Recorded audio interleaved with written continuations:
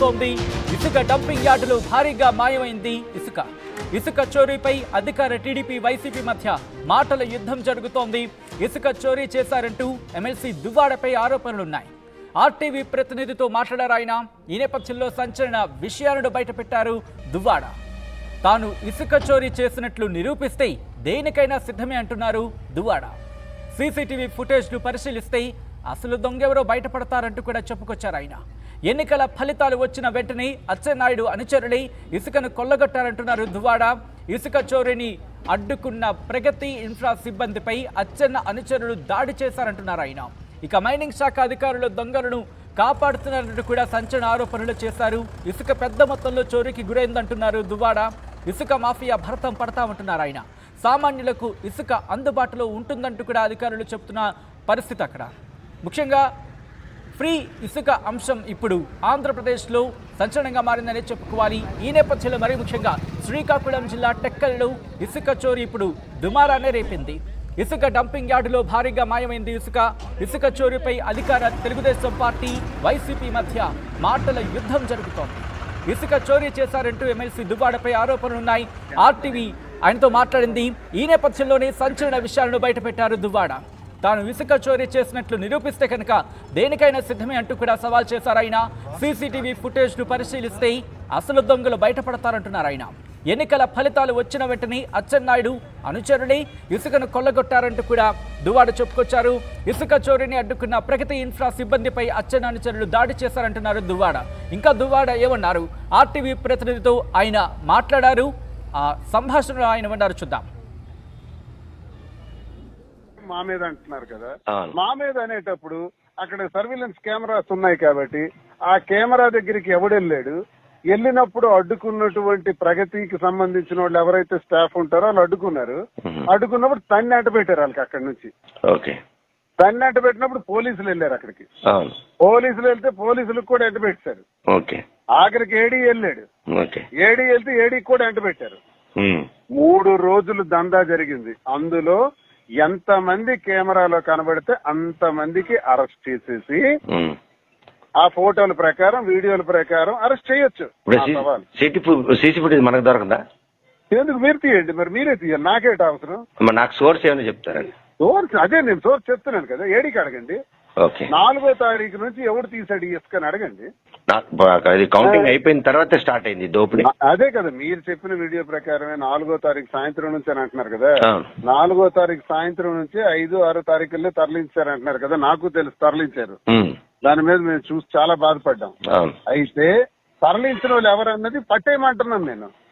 Video పట్టేయడానికి 7 మార్గాలు: surveillance camera, 2 ఏడీ, 3 పోలీసులు.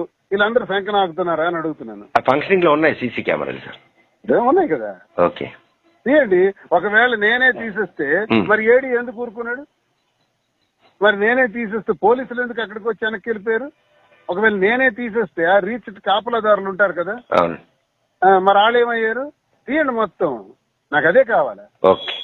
ఇప్పుడు దువ్వాడ శ్రీనివాసన్ ఒక ఎమ్మెల్సీ మీద అనేటప్పుడు ఎమ్మెల్సీ మీద ప్రూవ్ చేసే శక్తి కూడా ఉండాలి కదా.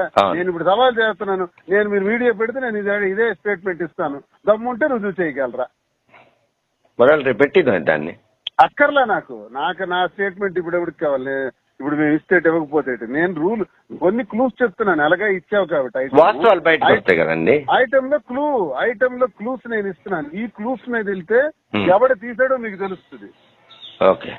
ఎవడు తీసాడో వీడియోలతో సహా తెలిసిపోతుంది. ఎవడైతే దొరుకుతాడో ఆ దొరికినోడికి పట్టుకోండి. అది టీడీపీ ఓడే వైసీపీ ఓడే చూడండి. వైసీపీ ఓడైతే నా మీద కేసు కట్టేయండి. టీడీపీ ఓడైతే అచ్చెన్నాయుడు మీద కట్టండి కేసు. కట్టండి. ఉందా దమ్ము? అదే ఇప్పుడు ఉంటేనే ఇందులో దిగాల. ఏడీకి ఆల్రెడీ ఫోన్ చేశాను. డీడీ కన్సెంట్ ఎమ్మెల్యే అయితే నేను ఎమ్మెల్సీకి ఉన్నాను.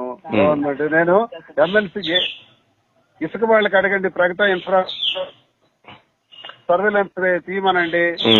పోలీసులకు అడగండి. 4వ తారీఖు సాయంత్రం దువ్వాడ శ్రీనివాస్ మనుషులు తీసుకెళ్లిపోతుంటే మీరు ఏం శంకనాగుతున్నారని అడగండి. ఏడీని అడగండి. అక్కడ ఎవరు కూర్చున్నారు? రాత్రి పగలు 3 రోజులు కొట్టారు ఇసుక.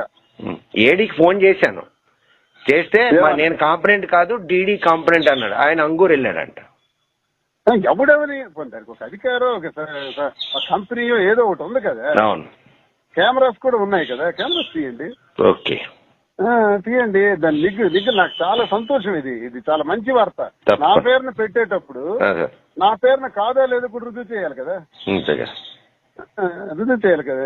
అలాగే సంపాదించాలనుకుంటే ఎక్కడో ఉండేవాళ్ళు మేము. కానీ వాళ్ళకన్నా అండం కన్నా ఎవరు అక్కడ కూర్చున్నారు, సర్వీలెన్స్ కెమెరాలు ఎవరున్నారు, ఆ వచ్చిన వాళ్ళు ఏ పార్టీకి చెందిన వాళ్ళు తీయండి, అంతా తెలిసిపోద్ది. ఉంటాను.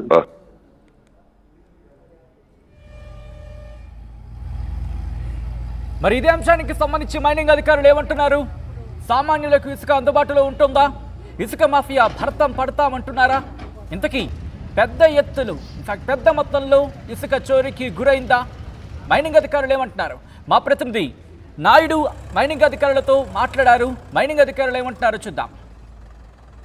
భవన నిర్మాణ రంగానికి ముడిసరుగ్గా చెప్పుకునే ఇసుక సామాన్య మధ్యతరగతితో పాటు భవన నిర్మాణ రంగానికే ఈరోజు అందందాసిగా మిగిలే పరిస్థితి ఉంది. గత 5 ఏళ్ళలో ఈ ఇసుకను దందాకే తప్ప వినియోగానికి అందుబాటులో లేని నేపథ్యంలో ఈ సమస్యలను పరిగణనలు తీసుకున్నటువంటి కూటమి ప్రభుత్వం అధికారంలోకి వస్తే శాండ్ పాలసీని కొత్తగా అమలు చేసి ఆ శాండ్ వీలైనంత తక్కువ ధరకు అందించేందుకు కొత్త ఇసుక పాలసీని కూటమి ప్రభుత్వం ఈరోజు అమలు చేస్తుంది.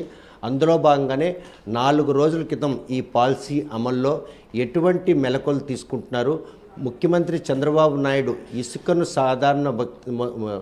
ఇసుకను మాత్రం వినియోగదారుడికి ఉచితంగా అందించాలే తప్ప దాని మీద భారం కాకూడదని ఆయన తీసుకున్న నిర్ణయంలో ప్రస్తుతం శ్రీకాకుళం జిల్లాలో ఇసుక కొత్త పాలసీని ఏ విధంగా అమలు చేస్తున్న విషయం మనతో మాట్లాడడానికి శ్రీకాకుళం డీడీ సత్యనారాయణ ఉన్నారు.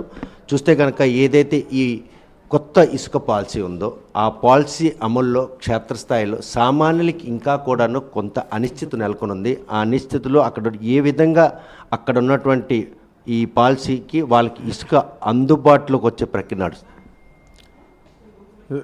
సత్యనారాయణ డీడీ మైన్స్ మాట్లాడుతున్నానండి. ప్రస్తుతము నూతన విధానమైన ఇసుకని జీవో ఇచ్చి ఉన్నారు గవర్నమెంట్ ప్రభుత్వము. దాని ప్రకారము ఏమంటే స్టాక్ పాయింట్లో లభ్యమయ్యే వనరుల్ని ఇసుకని సామాన్య ప్రజలకు అందించమని చెప్పారు. అయితే గతంలో ఈ స్టాక్ పాయింట్లో వేరు స్టాక్ పాయింట్లో వేరువేరుగా రేట్లు ఉండేవి. మన జిల్లాలో అంగూరు దగ్గర ఒకటి, టెక్కెళ్ళ దగ్గర ఒక్కొక్క స్టాక్ పాయింట్ ఉన్నది. గతంలో టెక్కెల్లో 808 రూపాయలు అమ్మేవారు. ఇప్పుడు అంగూరులో 475 అమ్మేవారు. ఇప్పుడు ఈ పాలసీ ప్రకారము 340 రూపాయలు మాత్రమే వినియోగదారులు చెల్లించవలసి ఉంటుంది 1 టన్నుకు. ఎందుచేతంటే ఇసుకని తీసుకొచ్చి నదిలోంచి తీసుకొచ్చి ఒడ్డున పోసి మళ్ళీ అక్కడ రీలిఫ్టింగ్ చేస్తాం కాబట్టి ఆ ఖర్చులు ఉంటాయి. అలాగే